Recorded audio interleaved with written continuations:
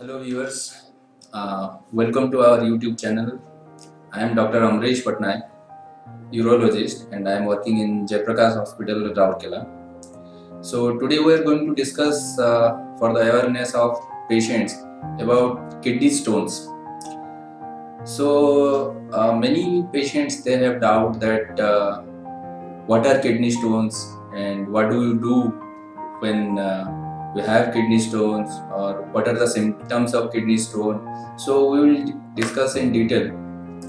So for better understanding, I have made certain diagrams to educate you all that what are kidney, what we call urogenital system, and how and where kidney stones are formed and how they present and how we manage them. So let's start.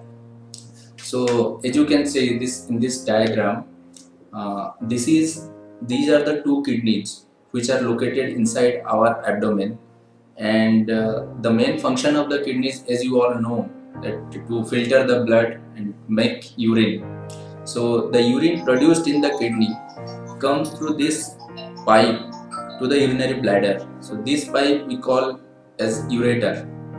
So and after coming into the bladder is like a storage house of urine.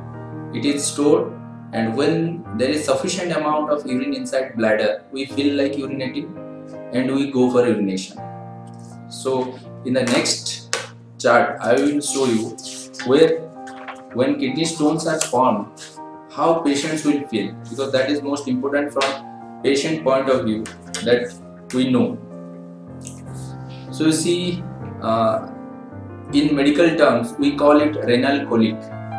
Renal colic means pain due to a kidney stone. So you can see this is the front of the abdomen. This region we call flank.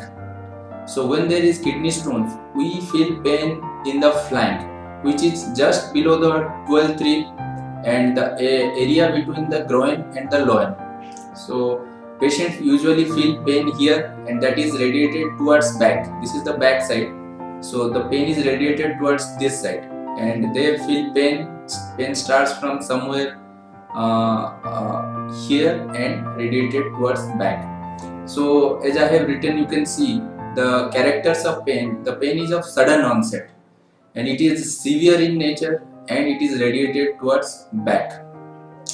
So in the next chart I will show you where the kidney stones are located. So as you can see, there are three positions where a kidney stone can be. One is here in the kidney, the second is here in the ureter, and third is inside the bladder. So this we call kidney stones. Kidney stones can stay inside these small calyces. We call these calyces, and when stones are here we call it calyceal stone. But when there is a large stone here and extending to the most of the areas of kidney, we call it a staghorn stone, just like a horn of a deer. Then small stones around 1 centimeter or less than 1 centimeter tend to come down on its own, this along the line of the ureter, and gets stuck somewhere in between. And at that time patient feels sudden and severe pain. We call it ureteric stone, and pain due to ureteric stone we call it ureteric colic. Sometimes the stone may pass this junction. We call it ureterovesical junction here. So this is the narrowest part of this whole system from kidney to ureter. Sometimes when the stone is small enough, it can pass and come inside the bladder. Stones may form inside the bladder as well. That we call bladder stone. So next I will tell you about the management of kidney stones. What are the procedures? When the patient feels sudden pain, then the first order of action is to relieve the pain. So we give the patient painkillers with an intention to relieve the pain. After the pain is relieved, then we do certain investigations like ultrasound, X-ray, CT scan, and we determine the site. We confirm our diagnosis. Then we determine where the stone is located. Then we see what is the size of stain, and we characterize the stone, we devise a treatment plan. So in short, I will tell you there are three methods of stone treatment. One we call extracorporeal shockwave lithotripsy. This is a treatment where we don't operate on the patient. The patient lies on a ESWL machine, and from outside shock waves are given to the kidney targeted towards the stone. So you can see here, these are the shock waves. This is the stone located 1, 2, 3, and shock waves are given targeted towards the stone. So the intention of this treatment is to fragment the stone to such a small size. Here these are small fragments after the shock waves are given. So we fragment the stone, decrease it to such a size that it can pass on its own. So the next treatment option available, we call it URSL or ureteroscopic lithotripsy. So what we do in this type of treatment, we mostly do it when the stone is located somewhere along the line of the ureter. So what we do, if it doesn't pass on its own, we put a ureteroscope. As you can see, this is a camera like telescope, and to this end one camera is attached. So under direct visualization through the penis and urethra, we go into the bladder, and through the bladder we go into the ureter and reach the stone.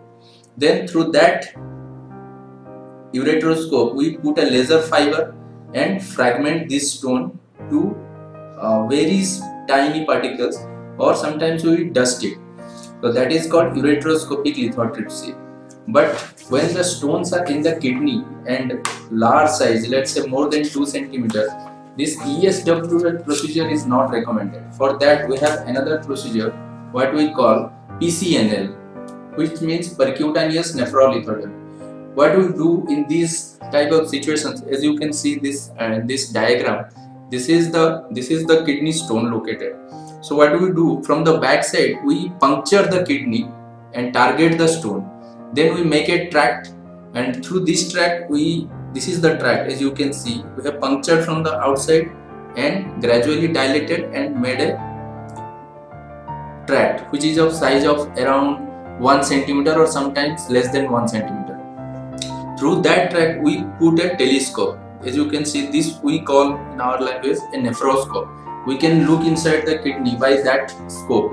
Once we identify the stone through that scope, then we put a laser fiber, or we have fragmenting devices, stone fragmenting devices, through which we break the stone to very small sizes, and we directly catch hold of that stone and retrieve from the kidney to outside.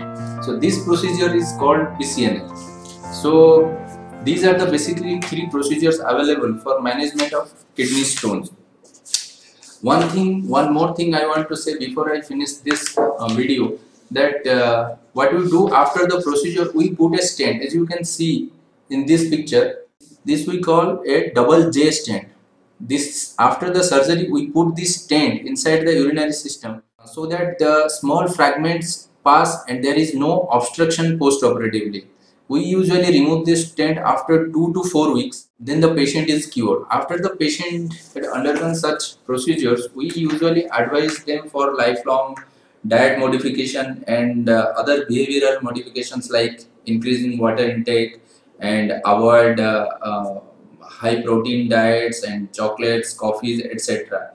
So viewers, this is in short about the management of kidney stones. I hope you will be benefited by this, and please subscribe to our YouTube channel for such kind of informative videos. Thank you.